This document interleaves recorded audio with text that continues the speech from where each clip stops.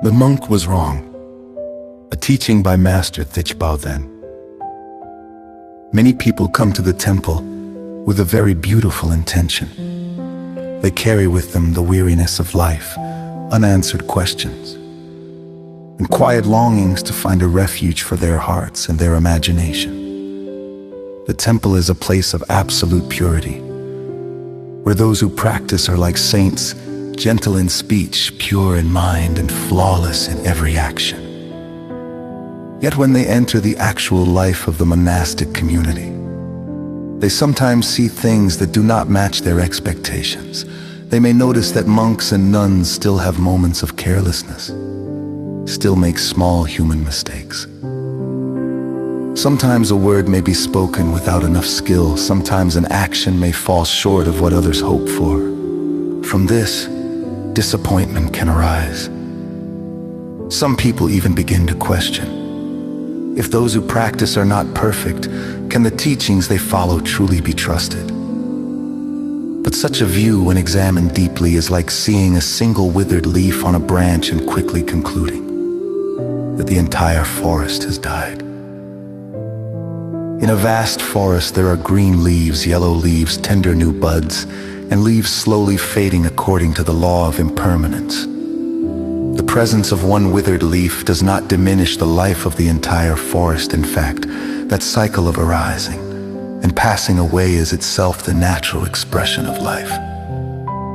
Human beings are the same. Whether wearing monastic robes or living an ordinary life, each person is on a journey of learning and transformation.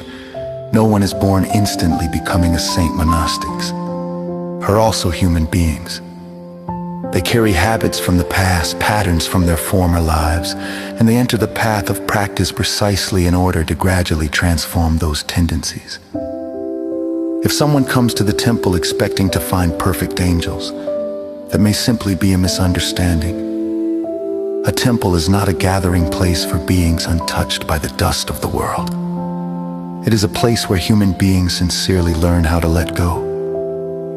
They are learning step by step to transform greed into contentment, anger into compassion, and ignorance into understanding. This path cannot be completed in a day or a month. It may take an entire lifetime. Thus the Dharma is not a mirror meant to search for human perfection, but a path that awakens the human heart. It is like a lamp lit in the darkness.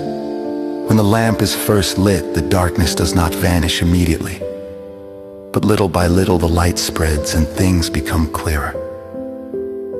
In any religion, in any human community, there will always be many different kinds of people. Some are sincere and humble, some still carry many calculations. Some possess clear wisdom, others are still veiled by ignorance. This is not strange. It is simply part of human life. If we focus only on those who make mistakes and quickly conclude that the entire teaching is unreliable, it is like standing at the shore of the ocean, seeing one muddy wave and deciding that the entire sea has lost its clarity. Such a view is too hurried and too narrow. In truth, in every forest there are great trees standing firm, offering shade to countless beings. In the monastic community, there are also genuine practitioners who quietly live lives of purity. They rarely speak of themselves, yet in every step and every word there is peace and wisdom. They do not seek recognition or praise from the world, yet their simplicity itself becomes living proof of the power of the Dharma. Those who are wise do not rush to judge based on a few outward appearances.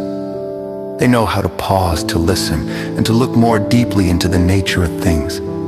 They understand that the Dharma is the path, and people are simply those walking upon that path. Some walk steadily, some stumble, but the stumbling of a few does not make the path itself wrong. When we understand this, we will no longer lose faith easily because of small things before our eyes. We will learn to see more broadly, more deeply, and more compassionately. We will also realize that the most important reason to come to the Dharma is not to search for perfection in others, but to turn the light back upon our own minds. For if each person learns to look within, to recognize the greed, anger, and delusion within their own heart, and patiently transform them day by day, that itself is a very precious step on the path of awakening. At that point, the temple is no longer merely a place outside of us. It becomes a quiet space within our own consciousness. And the great forest of the Dharma, though a few withered leaves may sometimes fall, remains forever green because its roots are the strength of wisdom and compassion. One who understands the path will not turn away from the whole forest because of a single withered leaf. Instead, they gently pick up that leaf, look at it with compassion, and continue walking through the forest where the light of the true Dharma quietly guides those who sincerely seek awakening.